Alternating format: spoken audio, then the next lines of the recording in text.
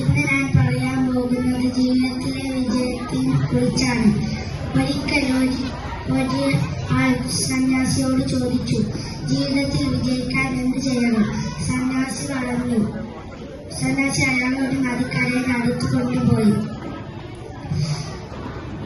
ഈ നദിയിൽ ഒളിഞ്ഞിരിപ്പുണ്ട് ജീവിതത്തിൽ വിജയിക്കാനുള്ള രഹസ്യം. അയാൾ അതിൽ ഇറങ്ങി. കൗത്തറ്റം മുങ്ങിയപ്പോൾ അയാൾ ചോദിച്ചു, ഇനിയെങ്കിലും ആ രഹസ്യം എനിക്ക് പറഞ്ഞു തരൂ.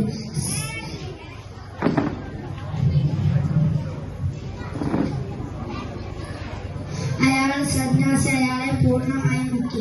അയാൾ കുറച്ചൊക്കെ പരിശ്രമിച്ചപ്പോൾ അയാൾക്ക് പുറത്തു വരാൻ കഴിഞ്ഞില്ല.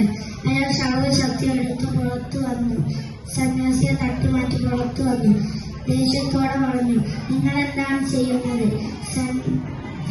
സന്യാസി ശാന്തമായി പറഞ്ഞു, ഇതാണ് ജീവിതത്തിലെ വിജയത്തിന്റെ രഹസ്യം.